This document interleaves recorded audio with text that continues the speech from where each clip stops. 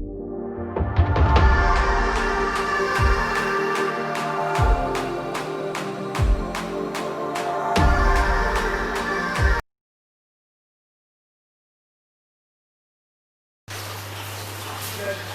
বন্ধুরা, নন্তুস কিচেনে তোমাদের আবার একবার স্বাগত। আজকে আমি তোমাদের কাছে একটা শাকের প্রিপারেশন নিয়ে এসেছি, যেটা হচ্ছে কুমড়ো শাক। আমি করব কুমড়ো শাকের মনোহরা। বুঝতে পেরেছো? তার জন্য কী লাগছে? কুমড়ো শাক তো অবশ্যই লাগছে। দেখো, ছোটো ছোটো করে কুমড়ো শাকটাকে কেটেছি। আচ্ছা, কুমড়ো শাকের যে এগুলো ডাঁটাগুলো, সেগুলোকে আমি একটু জলে ভাপিয়ে নিয়েছি নিজের সুবিধার জন্য। আলু আছে, সেটা আমি ডুবো ডুবো করে দিয়ে দেবো এতে। আর কি আছে? কোনো সবজি আছে, দেখো এখানে কুমড়ো আমি ভেজে রেখেছি, এখানে পটল আছে, এটাও আমি ভেজে রেখেছি, এখানে কাঁকরোল আছে আমি ভেজে রেখেছি। তো আরও নানা রকম সবজি দেওয়া যায়, যেমন কাঁঠাল বিচি, সেটাও দেওয়া যায়। তো বেগুন দেওয়া যায়, বিভিন্ন রকমের দেওয়া যায়, সেই বেগুনটাও আমি দিয়ে দেবো এখানে। তো আজকে তাহলে আমি শুরু করতে চলেছি কুমড়ো শাকের মনোহরা। তোমরা দেখতে থাকো আমি কিভাবে করছি। দেখো, প্রথমে আমি এখানে তেল অ্যাড করে দেবো, জাস্ট বেগুনটা ভাজার জন্য। ঠিক আছে, বেগুনটা আমার ভাজা হয়নি, আমি এখন ভেজে নেব বেগুনটা। তেলটা গরম হওয়া পর্যন্ত আমি একটু অপেক্ষা করছি, তারপরে ফিরে আসছি। দেখো, তেল আমার গরম হয়ে গেছে, আমি বেগুনগুলো এখানে ডুমো ডুমো করে কেটেছি, সেগুলো আমি একটু ভেজে তুলে নেব। বাকি সবজিগুলো আমার ভেজে তুলে নেওয়া হয়ে গেছিলো, শুধু আমার বেগুনটা ভাজতে হলেই হয়ে যাবে। আমি এখানে একটু নুন ছড়িয়ে দেবো, তাড়াতাড়ি হয়ে যাবে এবং নরমও হয়ে যাবে। আর একটু হলুদ দিয়ে দেবো।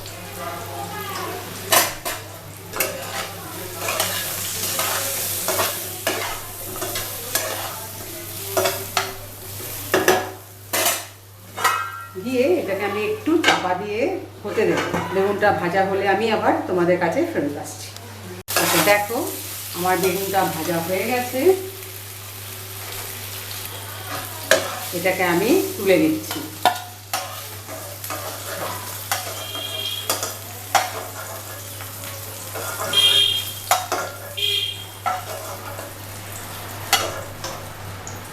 আমি এটা তুলে নিয়ে সরিয়ে রাখছি। এই তেলের মধ্যেই আমি রান্নাটা করব। তো আমি আরেকটু তেল অ্যাড করে দিচ্ছি। আচ্ছা, এখানে প্রথমেই আমি দিয়ে দেব পাঁচফোড়ন, জাস্ট 1 চামচ মতো। আর দেব একটা কাঁচা লঙ্কা, একটু ডুমো করে কাটা।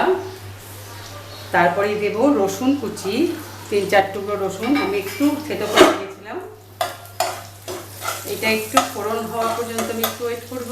তারপরে এর মধ্যে দিয়ে দেব কুচনো পেঁয়াজ।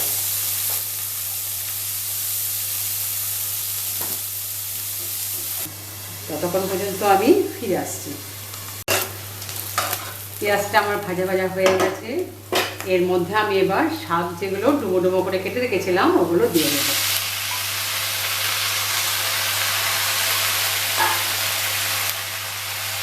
তার সাথে ডাঁটাগুলো হাফ আমি বয়েল করে রেখেছিলাম, ওগুলো এর মধ্যে দিয়ে দেবো।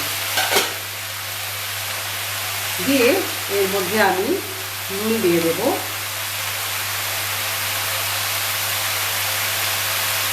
আর দেব হলুদের গুঁড়ো। দিয়ে এটাকে একটু নাড়াচাড়া করে নিয়ে এটাকে আমি চাপা দিয়ে হতে দেবো যতক্ষণ শাকটা আমার সেদ্ধ হয়ে যাচ্ছে। ঠিক ততক্ষণ পর্যন্ত এটাকে আমি একটু হতে দেবো।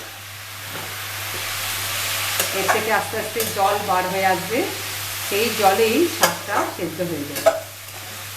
তারপরে আমি বাকি যে সবজিগুলো আছে ওগুলোকে মিশিয়ে দেবো। আঁচটা একটু ধিমে আঁচে করে দেবে, দিয়ে এটাকে চাপা দিয়ে দেবে। ঠিক আছে বন্ধুরা, তারপর আমি ফেরত আসছি। দেখো, আমার শাকটা অনেকটাই নরম হয়ে গেছে। এরকম সময় আমি সবজিগুলো সব দিয়ে দেবো। প্রথমে দিচ্ছি আলুর টুকরো, তারপরে এখানে দিচ্ছি কুমড়ো, বেগুন, পটল আর একটু কাঁকরোল ভেজে রেখেছিলাম সব সবজিগুলো, সেগুলো আমি এখানে দিয়ে দেবো।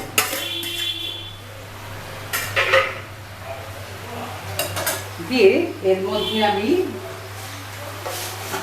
অল্প করে একটু মিষ্টি দেব, জাস্ট 1 চামচা মতো। এবার শাকের সাথে আমি বাকি সবজিগুলো মিশিয়ে দেব। দিয়ে দেব পোস্ত, একটু জলের মধ্যে গুলে রেখেছিলাম, সেটা আমি এখানে দিয়ে দিলাম। এটা অপশনাল, তুমি দিতেও পারো নাও পারো। তো আমার একটু মানে ভালো লাগে, পোস্ত দিলে দেখতেও ভালো লাগে একটু, সেই জন্যই দিয়েছি। তাহলে পোস্ত, শাক এবং সমস্ত সবজিগুলো একটু মিশে যাক শাকের সাথে, মিলেমিশে একাকার হয়ে যাবে, তখন আমি এটাকে তোমাদের কাছে প্রেজেন্ট করে দেবো। এখন আমি এটাকে ওয়েট করি জাস্ট 2 মিনিট। দেখো আমার কুমড়ো শাকের মনোহরা রেডি। নামটা কি সুন্দর না? শুনলেই মনে হচ্ছে যেন নতুন নতুন কিছু একটা হবে, কিন্তু দেখো সবাই হয়তো জানো এই ব্যাপারটা।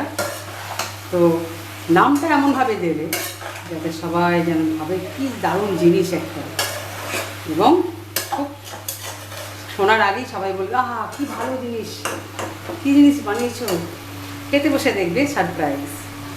ঠিক আছে বন্ধুরা, তাহলে আমার কুমড়ো শাকের মনোহরা শেষ, রেডি।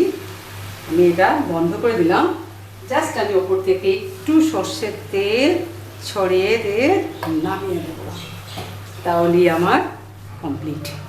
তোমরা তাহলে এটা অবশ্যই করছো বাড়িতে, এবং ছোট্ট করে লাইক আর কমেন্ট দিয়ে জানিও কেমন লাগলো তোমাদের কুমড়ো শাকের মনোহরা। আর যারা এখনও পর্যন্ত সাবস্ক্রাইব করে উঠতে পারোনি, প্লিজ চ্যানেলটি সাবস্ক্রাইব করবে, যাতে পাশে বেল আইকনটা আছে অবশ্যই ক্লিক করতে ভুলবে না, তাহলে এরকম সুন্দর সুন্দর রেসিপি সবার আগে তোমার কাছে পৌঁছে যাবে। ওকে, আজকের মতো বিদায় দিই, ভালো থাকবে। আবার পরে রান্নায় আমি তোমাদের কাছে ফিরে আসবো। আজকের মতো টাটা।